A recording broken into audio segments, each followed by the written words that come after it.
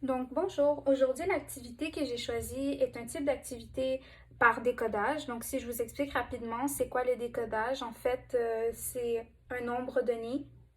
Donc, ici, 268 doit être représenté avec le matériel choisi ou par représentation visuelle, le dessin. Moi, j'ai été beaucoup plus simple avec du matériel. Mon matériel, en fait, est un matériel de type par groupement apparent et accessible. Si je vous explique en fait la légende, j'aurais dû faire une légende, mais l'accès ici est vraiment restreint. Donc nous avons ici les unités qui sont représentées par des confettis lorsque j'ai explosé un ballon de Saint-Valentin pour la petite thématique qui vient de passer. 10 jetons représentant les unités, 10 crayons de couleur tout simplement, représentant les dizaines, et puis des cartes de Uno tout simplement qui représentent les centaines. De plus, j'ai rajouté à ma gauche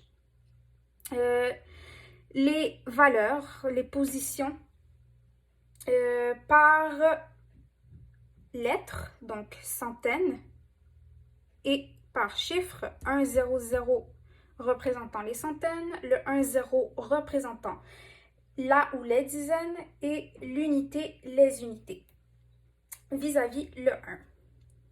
Si j'avais à mettre le 268, qui est mon nombre choisi en contexte mathématique, je demanderais tout simplement aux élèves de ma classe: j'ai gagné 268 points lors d'une partie de jeu d'échecs.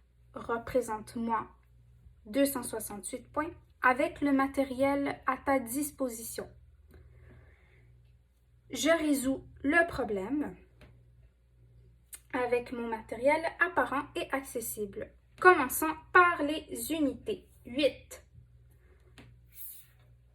vis-à-vis les unités. 2, 3, 4, 5, 6, 7 et 8.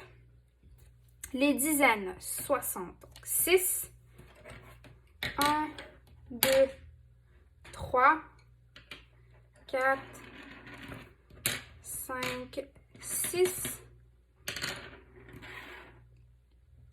Et puis 2 pour les centaines. Une carte et 2 cartes. Donc, en lisant le nombre, 2 centaines, 200, 6 dizaines, 60, 8 unités, 8, 268 par décodage. Et puis, si je rajoute les particularités, en fait, j'ai choisi 10 représentant le matériel pour chaque valeur. 10 confettis, 10 crayons de couleur et 10 cartes. Tout simplement parce que lorsque l'enfant va résoudre le problème, à chaque 10, il va changer de position. 10 unités devient une dizaine, 10 dizaines devient une centaine. Et l'autre particularité est aussi lorsque j'ai déplacé mon matériel vers la position, faire attention, l'enfant peut réciter la comptine numérique 1, 2, 3, 4, 5, 6, 7, 8.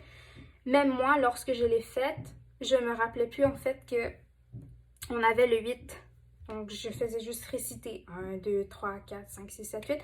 Mais c'est très important de regarder la valeur ici de mon nombre, le 8, 6, 1, 2, 3, 4, 5, 6, pas 1, 2, 3, 4, 5, 6, 7, 8, 9, 10. Donc, bien important, ça c'est une particularité, mais aussi une des erreurs fréquentes que le monde peut faire durant la résolution de ce problème. Et voilà, je pense que ça l'englobe bien ce que j'avais à vous apprendre aujourd'hui. Merci, bonne journée.